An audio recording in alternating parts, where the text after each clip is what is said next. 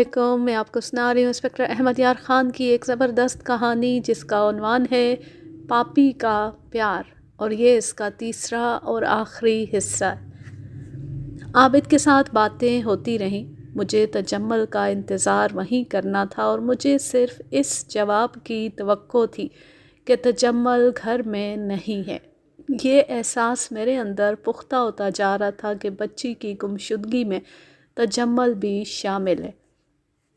آخر یہی جواب آیا کہ تجمل گھر سے دوپہر کے بعد گیا تھا، ابھی تک واپس نہیں آیا۔ اسے خالہ نے پالا تھا اور وہیں رہتا تھا۔ میں خود وہاں چلا گیا۔ رات کا وقت تھا۔ خالہ کا دروازہ خالہ کے خاوند نے کھولا۔ ادھیڑ عمر آدمی تھا۔ مجھے دیکھ کر گھبرا گیا، مجھے اندر لے گیا۔ میں نے اس سے پوچھا، جب تجمل گھر سے نکلا تھا اس وقت آپ گھر میں تھے؟ میں گھر میں نہیں تھا۔ آپ کی بیوی گھر میں ہوگی، اسے بلائیں۔ وہ جھجک گیا، جیسے بیوی کو نہیں بلانا چاہتا۔ میں اب کسی کے ساتھ مروت کرنے کے موڈ میں نہیں تھا۔ میں نے دبدبے سے کہا، میں نے کہا ہے کہ اپنی بیوی کو بلاؤ۔ وہ فوراً اٹھا، اندر گیا۔ اندر سے اس کی یہ آواز سنائی دی، تمہیں کہہ کہہ کر ہار گیا ہوں کہ اس حرام زادے کو سمجھا لے یا گھر سے نکال دے۔ اب باہر آ کر پولیس کو جواب دے، وہ کہاں گیا ہے؟ خالہ آ گئی، اس کی زبان کانپ رہی تھی۔ میں نے اسے کہا، تمہاری بہن، بھانجی اور اس کی نوکرانی گرفتار ہو چکی ہیں۔ اگر تم بھی ان کے ساتھ جانا چاہتی ہو تو میں تمہیں نہیں روکوں گا۔ اگر اپنی عزت عزیز ہے تو میں جو کچھ پوچھوں صحیح صحیح بتا دو۔ تجمل کس وقت گھر سے نکلا تھا؟ اس نے تقریباً وہی وقت بتایا جس وقت میں فرزانہ کے کمرے میں بیٹھا تھا اور کوئی ڈیوڑی میں سے گزر کر باہر گیا تھا۔ یہ نوکرانی تھی۔ میں نے خالہ سے پوچھا، وہ کسی کے بلانے پر باہر گیا تھا یا خود ہی نکل گیا تھا؟ بلایا تو کسی نے نہیں تھا۔ جہاں تک مجھے یاد ہے وہ خود ہی نکل گیا تھا۔ اس وقت باہر کا کوئی آدمی، بچہ یا کوئی عورت تمہارے گھر میں آئی تھی؟ اچھی طرح یاد کر کے بتاؤ۔ ہاں، فرزانہ کی نوکرانی آئی تھی۔ کہتی تھی کہ میری بہن نے اسے بھیجا ہے کہ ان کی خیر خیریت معلوم کراؤں۔ بہت دنوں سے میری بہن مجھے نہیں ملی تھی۔ مجھے یہ سمجھنے میں دیر نہ لگی کہ نوکرانی وہاں کیوں گئی تھی۔ کسی ہوش مند پولیس آفیسر کے لیے یہ سمجھنا مشکل نہیں ہوتا۔ اب دماغ پر ذرا زور دو اور بتاؤ کہ جب نوکرانی یہاں آئی تھی اس وقت تجمل کہاں تھا؟ اگر تمہیں یاد نہ ہو تو میں تمہیں یاد دلاتا ہوں۔ تجمل کسی کمرے میں ہوگا اور نوکرانی کی آواز سن کر باہر نکل آیا ہوگا۔ تم نے شاید نہ دیکھا ہو، نوکرانی نے اسے آنکھ سے کوئی اشارہ کیا ہوگا اور نوکرانی کے جانے کے فوراً بعد نکل گیا ہوگا۔ میں نے بات ختم کی تو اس کا خاوند بول پڑا، دراخو جی، جو پوچھتے ہیں وہ 16 آنے سچ بتا دو، ورنہ اس بدکار کے ساتھ خود بھی ذلیل ہوگی اور مجھے بھی ذلیل کراؤگی۔ میں نے کوئی اشارہ نہیں دیکھا۔ یہ ضرور دیکھا تھا کہ نوکرانی باہر گئی تو تجمل بھی باہر نکل گیا تھا، ابھی تک واپس نہیں آیا۔ میں نے اس کے خاوند سے کہا، آپ نے تجمل کو بدکار کیوں کہا ہے؟ وہ کیا کرتا ہے؟ آوارہ ہے، اسے ہم نے پالا ہے، بڑی اچھی تربیت دی تھی۔ جوان ہوا تو فرزانہ کے ساتھ لگ گیا۔ اس لڑکی نے اسے پیسے دے دے کر خراب کر دیا۔ فرزانہ کے ماں باپ کے گھر میں شرم تو ہے ہی نہیں۔ فرزانہ کی شادی ہوئی تو تجمل نے وہاں بھی جانا شروع کر دیا۔ 2 روز نہ جائے تو یہی نوکرانی کسی بہانے آتی ہے، بات میری بیوی سے کرتی ہے اور تجمل سمجھ جاتا ہے کہ اسے فرزانہ نے بلایا ہے۔ نوکرانی کے ساتھ ہی وہ نکل جاتا ہے۔ لڑکا ہمارے ہاتھ سے نکل گیا ہے۔ خاوند کی آدھی آمدنی تو وہ تجمل کو دے دیتی ہے۔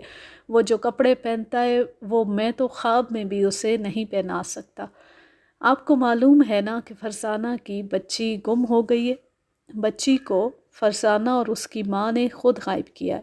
انہیں گرفتار کر لیا گیا ہے۔ اگر آپ بچی کے متعلق کچھ بھی جانتے ہیں تو صاف صاف بتا دیں، آپ محفوظ رہیں گے۔ اگر مجھے تحقیقات میں پتہ چلا کہ آپ کا بھی اس میں ہاتھ ہے تو پھر سزا سے نہیں بچ سکیں گے۔ یہ سوچ لیجئے کہ آپ گواہ بننا چاہتے ہیں یا ملزم۔ اپنی قسمت کا فیصلہ آپ کے اپنے ہاتھ میں۔ بہت سی جرح کے بعد میں اس نتیجے پر پہنچا کہ ان لوگوں کا اس جرم کے ساتھ کوئی تعلق نہیں۔ میں نے ان سے پوچھا کہ کیا وہ تجمل کو جو ہی وہ گھر آئے تھانے لا سکتے ہیں؟ خالہ کا خاوند ایسی ضمانت پر آمادہ نہ ہوا۔ اس نے کہا کہ ہم اسے ہتھکڑیاں تو لگا نہیں سکتے، تھانے کا نام سن کر بھاگ جائے گا۔ میں نے کانسٹیبل کو اس محلے میں چھوڑ دیا اور تھانے چلا گیا۔ تینوں عورتیں حراست میں بیٹھی تھیں۔ انہیں کہا کہ وہ اقبال جرم کرنا چاہتی ہیں یا میں خود شہادت اور ثبوت مہیا کروں۔ ان کے دماغ ابھی تک ٹھکانے نہیں آئے تھے۔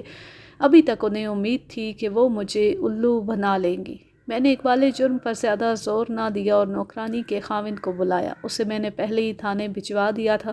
اسے کہا کہ وہ اچھی طرح یاد کر لے کہ اس کی بیوی بچی کو کب اور کتنے بجے گھر لائی تھی، پھر اس کی پرورش کس طرح ہوتی رہی اور بچی کو کب اور کتنے بجے لے کر گئی۔ اس کے لیے میں نے روٹی اور چائے کا بندوبست کر دیا اور خود اپنے کوارٹر میں چلا گیا۔ جسم اور دماغ کا برا حال ہو گیا تھا۔ میں نے تینوں عورتوں کے کھانے پینے کا کوئی انتظام نہ کیا۔ میں انہیں بھوکا رکھنا چاہتا تھا اور آدھی رات کے بعد ان سے بیان لینے کا فیصلہ کیا تھا۔ انہیں حوالات میں بند کرا دیا۔ پانی گرم کرا کے میں نہایا اور کھانا کھایا۔ میری بیوی اس قسم کی وارداتوں میں بہت دلچسپی لیا کرتی تھی۔ میں یہ واردات اسے سنانے بیٹھ گیا اور رات کے 11 بج گئے۔ میں نے ڈیوٹی کانسٹیبل سے کہا تھا کہ مجھے رات 2 بجے جگا دے۔ میں اس وقت ان عورتوں سے تفتیش کرنا چاہتا تھا۔ میں سو گیا۔ میری بیوی نے مجھے جگایا، کہنے لگی کانسٹیبل آیا ہے۔ میں سمجھا 2 بج گئے، گھڑی دیکھی تو 12:40 ہوئے تھے۔ کوئی اور بات تھی۔ مجھے کوفت ہوئی کہ کوئی اور کیس آ گیا۔ باہر نکلا تو کانسٹیبل نے کہا بچی آ گئی ہے۔ میں سمجھا شاید خواب دیکھ رہا ہوں۔ کانسٹیبل نے یہ کہہ کر مجھے پوری طرح بیدار کر دیا کہ مشرف اور سوندا سنگھ ایک لڑکے کو پکڑ لائے ہیں۔ بچی اس کے پاس ہے۔ مشرف اور سوندا میرے کانسٹیبل تھے۔ میں کمبل لپیٹ کر اپنے دفتر میں گیا۔ وہاں تجمل بینچ پر بیٹھا تھا۔ اس نے بچی کو سینے سے لگا رکھا تھا۔ بچی چھوٹے سے کمبل میں لپٹی ہوئی تھی اور سوئی ہوئی تھی۔ مجھے دیکھ کر تجمل اٹھا۔ سردی سے اس کے ہونٹ نیلے ہو گئے تھے۔ گرم کپڑوں میں بھی وہ کانپ رہا تھا۔ میں نے انگیٹھی جلانے کو کہا۔ تجمل نے بڑے رحم طلب لہجے میں کہا میں ساری بات بتا دوں گا، مجھے کھانا کھلا دیں، بھوک اور سردی سے مر رہا ہوں۔ میں نے اسے کہا اٹھو اور اسے اپنے کوارٹر میں لے گیا۔ بچی کو بستر پر لٹا دیا۔ وہ فوراً جاگ اٹھی اور بھوک سے رونے لگی۔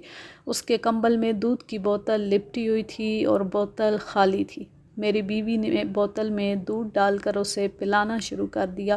میں نے بیوی سے کہا کہ سالن اور روٹیاں بچی ہوئی ہیں تو وہ گرم کر دے اور چائے بنا دے۔ تجمل کو میں نے رضائی میں بٹھا دیا اور اس کے دل سے پولیس اور جرم کا بوجھ اور خوف اتارنے کے لیے میں نے اس کے ساتھ گپ شپ شروع کر دی۔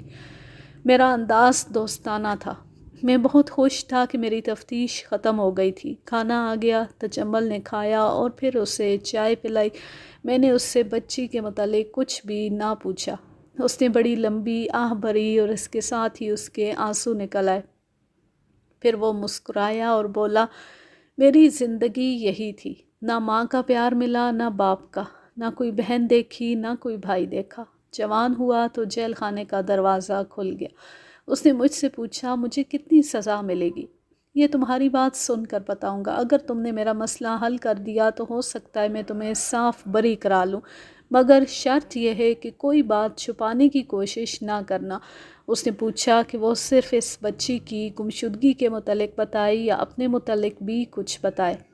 میں نے کہا تمہارے دل میں جو کچھ ہے وہ سب میرے آگے رکھ دو، مجھے اپنا دوست اور اپنا بھائی سمجھو۔ اس نے اپنے بچپن سے بات شروع کی اور اس رات پر آ کر ختم کی جب وہ مجرم کی حیثیت سے ایک تھانے دار کی حراست میں بیٹھا تھا۔ مختصر یہ کہ اسے باپ کی تو کچھ یاد ہی نہیں کہ کیسا تھا۔ ماں کا دھندلا سا خاکہ اس کے ذہن میں محفوظ تھا۔ وہ اس وقت 3 سال کا تھا جب اس کی ماں مر گئی تھی۔ باپ پہلے ہی مر چکا تھا۔ وہ دونوں نوجوانی میں مر گئے تھے۔ تجمل کو خالہ نے سنبھال لیا، لیکن تجمل کی باتوں سے معلوم ہوتا تھا کہ خالہ نے اسے پیار سے نہیں بلکہ برادری میں ناک رکھنے کی خاطر اسے گود لے لیا تھا۔ تجمل نے جب ہوش سنبھالا تو خالہ کے 2 بچوں نے اسے اپنا نوکر بنا لیا۔ خالہ اور خالو کا رویہ بھی کچھ ایسا ہی تھا جس سے تجمل کے دل میں یتیمی کا احساس شدید ہو گیا۔ اسے اس گھر سے روٹی کپڑا ملتا اور رات کو سونے کے لیے بستر مل جاتا۔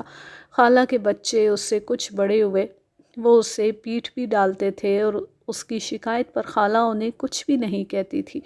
اس زمانے میں اسکول جانے والے بچے کو گھر سے 1 پیسہ ملا کرتا تھا جو آج کے 8 آنے کے برابر تھا۔ تجمل اسکول داخل ہوا تو اسے پیسہ نہیں ملتا تھا۔ خالہ اس کے سامنے اپنے بچوں کو 1 پیسہ دیا کرتی تھی۔ خالو کے دل میں تو تجمل کے لیے کوئی جگہ تھی ہی نہیں۔ وہ تجمل سے جب بھی بولتا ڈانٹ ڈپٹ کے لہجے میں بولتا تھا۔ تجمل اکیلے اکیلے رویا کرتا تھا۔ اسے صرف پیار کی ضرورت تھی جو اسے کہیں سے بھی نہ ملا۔ تجمل نے مجھے بچپن کے بہت سے واقعات سنائے جو خالہ کے گھر کے ظلم کو ظاہر کرتے تھے۔ اسے وہ ہر ایک موقع یاد تھا جب خالو یا اس کے بچوں نے اسے پیٹا تھا۔ 10 سال کی عمر میں اسے پیار مل گیا۔ یہ فرزانہ سے ملا۔ اس کی اور فرزانہ کی عمر میں تھوڑا ہی فرق تھا۔ تجمل خوبصورت لڑکا تھا۔ فرزانہ سے اس کی دوستی ہو گئی۔ وہ کبھی کبھی تجمل کو 1 یا 2 پیسے دے دیتی تھی اور گھر میں آئے مٹھائی یا پھل فروٹ بھی اسے لا دیتی تھی۔ فرزانہ اس کی دوسری خالہ کی بیٹی تھی۔ فرزانہ کی ماں کو بھی یہ بچہ اچھا لگا۔ اس نے تجمل سے کہا کہ فرزانہ کے ساتھ کھیلا کرو۔ یہ پیار کی پہلی لہر تھی جو تجمل کی زندگی میں آئی۔ وہ سارے دکھ درد بھول گیا۔ اب وہ اپنے گھر صرف سونے کے لیے جاتا تھا۔ فرزانہ کی ماں پکی پاپن تھی۔ وہ جنسی عیاشی میں ڈوبی ہوئی تھی اور اس پر جائیداد کا خبط سوار تھا۔ یہ باتیں تجمل کو جوان ہو کر معلوم ہوئی۔ بچپن اور لڑکپن میں فرزانہ اور اس کی ماں اس کے لیے پریاں تھیں۔ جیسی ماں ویسی بیٹی، بالکل صحیح مقولہ ہے۔ 13 سال کی عمر میں فرزانہ نے تجمل کو اپنے ساتھ جنسی لذت سے آشنا کر دیا۔ تجمل نے اسے بھی پیار سمجھا اور اس کے بعد فرزانہ کو جب کبھی تنہائی ملتی تجمل کو بلا لیتی اور اس کے ساتھ میاں بیوی کا کھیل کھیلتی۔ تجمل نے میٹرک پاس کر لیا۔ فرزانہ صرف 8 جماعتیں پڑھ سکی تھی۔ تجمل غیر معمولی طور پر خوبصورت نکلا۔ خالو اسے اپنے کاروبار میں لگانا چاہتے تھے جو تجمل کو پسند نہیں تھا۔ اس پر دونوں میں گرما گرمی ہوتی رہتی تھی۔ تجمل کو اب ان کی محتاجی محسوس نہیں ہوتی تھی۔ فرزانہ اسے پیسے دیتی رہتی تھی اور ماں سے کہہ کر اسے ہر عید پر نئے کپڑے بھی سلوا دیتی تھی۔ فرزانہ کی ماں کے پاس پیسے کی کمی نہیں تھی۔ اب تجمل اچھا برا سمجھنے لگا تھا، مگر وہ یہ نہ سمجھ سکا کہ بدکاری کو پیار نہیں کہتے۔ وہ یہ ضرور سمجھ گیا کہ فرزانہ کی ماں اچھے چال چلن کی عورت نہیں، لیکن اس کے لیے وہ بہت اچھی تھی۔ تجمل کی عمر 20 سال ہو گئی تو ایک روز فرزانہ نے اسے یہ خبر سنائی کہ اس کی شادی ہو رہی ہے۔ تجمل کو بہت رنج ہوا۔ وہ تو یہ امید لگائے بیٹھا تھا کہ اس کے سوا فرزانہ کی اور کہیں شادی ہو ہی نہیں سکتی۔ اس نے شکایت کی تو فرزانہ نے کہا، شادی کا یہ مطلب تھوڑی ہے کہ ہمارا تعلق ٹوٹ جائے گا۔ وہ تو نام کا خاوند ہوگا، میرے اصلی خاوند تو تم ہی ہوگے۔ تجمل کی تسلی نہ ہوئی۔ فرزانہ نے اسے اصل قصہ ان الفاظ میں سمجھایا، میری جس آدمی کے ساتھ شادی ہو رہی ہے وہ مجھ سے 16-17 سال بڑا ہے۔ وہ اولاد کے لیے دوسری شادی کرنا چاہتا ہے۔ امی نے پوری جاسوسی کر لی ہے۔ یہ آدمی اولاد پیدا نہیں کر سکتا۔ اس کی بہت ساری جائیداد ہے اور اس کے پاس پیسہ بھی بہت ہے۔ میں اسے اولاد دوں گی اور اس کی ساری جائیداد اپنے نام لکھوا لوں گی۔ اس کا پیسہ اپنے قبضے میں کروں گی۔ اولاد تمہاری ہوگی اور تمہیں بہت عیش کراؤں گی۔ میرے شریف و نفس دوستوں کو فرزانہ کی بات بڑی عجیب لگے گی، لیکن یہ دیکھیے کہ اس نے کس ماں سے تربیت حاصل کی تھی۔ اس کے دماغ میں ماں نے صرف 2 چیزیں ڈالی تھیں، جنس اور جائیداد۔ بیٹی کو اس نے مزید جائیداد حاصل کرنے کے لیے تیار کر لیا تھا۔ خود تو بوڑھی ہو گئی تھی، تجمل کو گناہ میں پیار ملا تھا، اس لیے اسے فرزانہ کی بات کوئی بری نہ لگی۔ فرزانہ کی شادی عابد کے ساتھ ہو گئی۔ تجمل عابد کی غیر حاضری میں فرزانہ سے ملتا رہا۔ نوکرانی کو فرزانہ نے روپے پیسے اور اچھے اچھے کپڑوں سے مٹھی میں لے لیا۔ اس کے نتیجے میں یہ بچی پیدا ہوئی۔ فرزانہ اور اس کی ماں عابد کو اپنے جال میں پھانسنے کی کوشش کرتی رہتی تھیں تاکہ وہ فرزانہ کے نام اپنی جائیداد لکھ دے، مگر ایک روز پتہ چلا کہ عابد نے آدھی سے زیادہ جائیداد اپنی پہلی بیوی جمیلہ کے نام رجسٹری کر دیے۔ اب فرزانہ اور اس کی ماں عابد کو جمیلہ کے خلاف گمراہ کرنے کی ترکیبیں سوچنے لگی۔ انہوں نے ایک طریقہ یہ بھی سوچا کہ جمیلہ کبھی عابد کے گھر آئے، فرزانہ اور اس کی ماں ادھر ادھر ہو جائیں، تجمل کو بلایا جائے اور وہ جمیلہ کے ساتھ زبردستی کرے یا اسے اپنے ساتھ ورغلا لے، اور اگر ایسا ہو جائے تو اسے موقع پر پکڑا جائے۔ مگر یہ سکیم نہ بن سکی۔ ایک روز فرزانہ کی ماں نے یہ سکیم بنائی کہ بچی کو غائب کر دیا جائے اور الزام جمیلہ پر عائد کیا جائے۔ ان سب میں ایسا قابل دماغ کوئی بھی نہیں تھا جو اس سکیم کے تمام پہلوؤں کے خطرات پر غور کرتا۔ ان کے دماغوں پر جائیداد، لالچ اور جمیلہ کے خلاف حسد سوار تھا۔ جرم تو کسی بھی وقت کیا جا سکتا ہے، لیکن جرم کو چھپائے رکھنا اور پولیس کو گمراہ کرنا ہر کسی کے بس کا روگ نہیں۔ یہ صرف تجربے کار جرائم پیشہ لوگوں کا ہی کام ہے، اور اس نوعیت کا جرم جو کسی دوسرے کو پھنسانے یا اس سے کوئی پیچیدہ مقصد حاصل کرنے کے لیے کیا جاتا ہے، فرزانہ یا اس کی ماں جیسے دماغ سے مکمل نہیں ہو سکتا۔ ان لوگوں نے ایسی نوعیت کے جرم کی سکیم بنا لی اور سمجھ بیٹھے کہ کام ہو گیا۔ بچی کو چھپائے رکھنے کی ذمہ داری نوکرانی نے لے لی۔ اس کا معاوضہ اس نے 500 روپے لیا۔ اس نے یہ یقین بھی دلایا کہ وہ اپنی آبادی کے کسی آدمی کو ساتھ میں لا کر بچی جمیلہ کے گھر رکھ آئے گی۔ یہ عورتیں بچی کو جان سے مارنے اور لاش جمیلہ کے دروازے کے سامنے یا کسی اور جگہ رکھ دینے کے لیے بھی تیار ہو گئی۔ تجمل نے یہ ڈیوٹی اپنے ذمے لے لی کہ بجائے اس کے کہ کسی باہر کے آدمی کو اس کام میں شریک کیا جائے، بچی کو جمیلہ کے گھر رکھنے کا کام وہ خود کرے گا۔ میں نے جب یہ سکیم سنی تو مجھے بہت ہنسی آئی۔ سوال ہی پیدا نہیں ہوتا تھا کہ یہ سکیم کامیاب ہو جاتی۔ تجمل نے یہ مشورہ دیا تھا کہ بچی کو ہلکا سا زہر دے کر جمیلہ کے گھر رکھ دیا جائے گا۔ اس سے یہ ہوگا کہ انہیں جب پتہ چلے گا کہ بچی ڈیوڑی میں یا چھت پر پڑی ہوئی ہے تو وہ اسے ضرور اٹھائیں گے اور لوگوں کو اور پولیس کو بتائیں گے۔ ہلکا زہر اثر کرتے کرتے بچی ان کے ہاتھوں میں مر جائے گی۔ پھر کوئی بھی نہیں مانے گا کہ بچی کوئی اور رکھ کے آئے۔ سب کہیں گے کہ جمیلہ نے حسد کی وجہ سے بچی کو اغوا کرایا اور اب زہر دے کر مار دیا، لیکن بچی اس وقت وہاں رکھی جائے گی جب پولیس بچی کی تلاش شروع کر دے گی۔ بہرحال یہ سکیم پاس ہو گئی۔ تیسرے ہی دن نوکرانی نے جمیلہ کو اپنے محلے کے گھر میں داخل ہوتے دیکھا تو فرزانہ کو بتایا۔ فرزانہ کی ماں وہیں تھی۔ اس نے کہا کہ یہ موقع اچھا ہے، محلے کا ایک گھر تو یہ گواہی دے گا کہ جمیلہ یہاں آئی تھی۔ چنانچہ نوکرانی کو اسی وقت بچی دے دی گئی۔ بچی کا ایک ہی گدا تھا۔ یہ گدا، دودھ کی بوتل، اس کے کپڑے وغیرہ اکٹھے کر کے نوکرانی نے بچی اور ان کپڑوں وغیرہ کو ایک لحاف میں رکھا اور لپیٹ کر لے گئی۔ بچی سوئی ہوئی تھی۔ باہر کسی کو شک نہ ہوا کہ لحاف میں بچی لے جائی جا رہی ہے۔ اپنے خاوند کو جو دمے کی بیماری کی وجہ سے اس کا غلام تھا، اس نے یہ بتایا کہ یہ بچی وہ پالنے کے لیے لائی ہے۔ اس نے خاوند کو سختی سے کہا کہ کسی کو پتہ نہ چلنے دے کہ اس گھر میں بچی ہے۔ نوکرانی کو یقین تھا کہ آج پولیس کو رپورٹ کر دی جائے گی اور کل صبح بچی کی تلاش شروع ہو جائے گی۔ الزام جمیلہ پر عائد کر دیا جائے گا اور اس سے اگلے دن بچی زندہ یا مردہ جمیلہ کے گھر رکھ دی جائے گی۔ لہٰذا بچی کو 4 دن چھپائے رکھنا کوئی مشکل کام نہیں تھا۔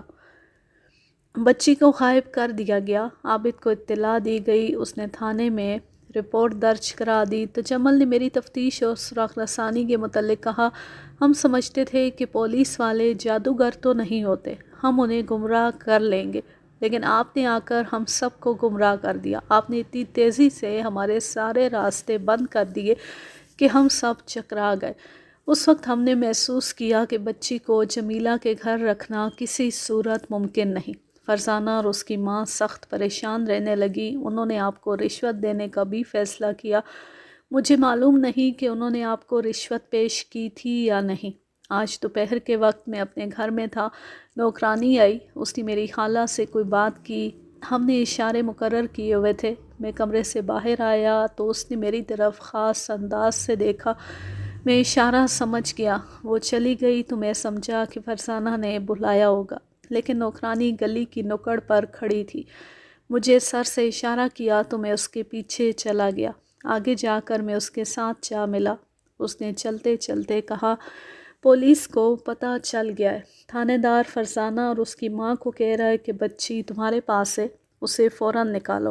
فرزانہ کی ماں نے مجھے کہا ہے کہ تجمل کو ساتھ لو اور بچی اس کے حوالے کر کے اسے کہو کہ اسے جمیلہ کے گھر پھینک سکتے ہو تو پھینک آؤ، ورنہ نہر میں یا دور کہیں جنگل میں لے جا کر مار دو اور دفن کر دو۔ میں نے نوکرانی سے کہا کہ ڈرنے کی کوئی وجہ نہیں، ذرا حوصلہ کرو۔ اس نے مجھے وہ باتیں سنائی جو آپ فرزانہ سے کر رہے تھے۔ اس وقت فرزانہ کی ماں اور نوکرانی کمرے کے دروازے کے ساتھ کھڑی آپ کی باتیں سن رہی تھی۔ میں نے بھی سوچا کہ معاملہ بہت بگڑ گیا ہے، اب یہی راستہ ہے کہ بچی آپ کے سامنے رکھ دی جائے یا اسے اس دنیا سے ہی غائب کر دیا جائے۔ تجمل ایک جگہ چھپ گیا۔ نوکرانی اپنے گھر گئی اور بچی کو اٹھا لائی۔ اس نے یہ عقل مندی کی کہ بچی کے لیے دودھ کی بوتل بھی بھر کر لے آئی تاکہ بچی جتنی دیر تجمل کے پاس رہے روئے نہیں اور دودھ پی کر سو جائے۔ تجمل نے بچی لے لی، دودھ کی بوتل چھپا لی۔ وہ شہر کے اس حصے کی طرف چلا گیا جہاں اسے کوئی پہچانتا نہیں تھا۔ 3 ماہ کی بچی کو اٹھائے اٹھائے پھرنا کوئی ایسی حرکت نہیں کہ کسی کو شک گزرے۔ اس جرم کی سکیم میں یہ مشورہ تجمل نے ہی دیا تھا کہ وہ بچی کو جمیلہ کے گھر چھوڑ آئے گا، لیکن بچی اس کے پاس آئی تو وہ سوچ بھی نہ سکا کہ وہ دلیری کا یہ کارنامہ کر سکتا ہے۔ اس نے یہ بھی سوچا کہ بچی کو فرزانہ کے حوالے کر دے، لیکن اس کے دل میں فرزانہ کی محبت جاگ اٹھی اور اس کے ساتھ ہی یہ ڈر کہ فرزانہ کے گھر تھانے دار بیٹھا ہوا ہے۔ وہ چکرا گیا۔ اب نجات کا ایک ہی طریقہ رہ گیا تھا اور وہ یہ کہ اندھیرا ہو جائے تو بچی کو شہر سے دور لے جائے اور اسے مار کر دفن کر دے یا نہر میں پھینک دے۔ میں جس وقت فرزانہ کے گھر جا کر اسے، اس کی ماں اور نوکرانی کو حراست میں لے چکا تھا، ایک آدمی کو اپنے ASI اور کانسٹیبلوں کو بلانے کے لیے بھیج دیا تھا۔ اس وقت تجمل بچی کو اٹھائے شہر سے باہر چلا گیا تھا۔ میں نے سروس کے دوران ہزارہ ملزموں اور گواہوں کے بیان لیے ہیں۔ اکثر یہ ہوتا ہے کہ ایک واردات کا مقدمہ ختم ہوتی اس کے تمام تر بیانات ذہن سے اتر جاتے ہیں، پھر دوسری واردات کے بیانات سامنے آ جاتے ہیں۔ ریٹائرڈ پولیس آفیسر کو تو بہت سے ملزموں اور گواہوں کی شکلیں بھول جاتی ہیں، ان کے بیان کہاں یاد رہتے ہیں، لیکن کچھ ملزم ایسے میرے سامنے آئے ہیں جن کے اقبالی بیانات کو میں ساری عمر یاد رکھوں گا، شاید اس لیے کہ میں جذباتی انسان ہوں۔ میں اس کا بیان مختصر کر کے پیش کرتا ہوں۔ اب میرے ذمے یہ کام تھا کہ میں بچی کا گلا گھونٹ دوں اور اسے کہیں دفن کر دوں یا زندہ ہی نہر میں پھینک دوں۔ میں شہر سے دور نکل گیا تھا، وہاں دیکھنے والا کوئی نہ تھا۔ اچانک بچی نے رونا شروع کر دیا۔ میں نے دودھ کی بوتل اس کے منہ سے لگا دی اور وہ چپ ہو کر دودھ پینے لگی۔ میں ایک جگہ بیٹھ گیا۔ بچی دودھ پی رہی تھی اور میں سوچ رہا تھا کہ اسے کس طرح ختم کروں۔ اتنے میں بچی نے دودھ پی لیا۔ میں نے بوتل اٹھا لی۔ سردی پریشان کرنے لگی۔ میں نہر کے کنارے پہنچ گیا۔ میں یہ ارادہ لے کر گیا تھا کہ بچی کو فوراً نہر میں پھینک دوں گا، لیکن وہاں جا کر میرے دل پر خوف طاری ہو گیا۔ میرا ایک ہاتھ بچی کے منہ کی طرف چلا گیا۔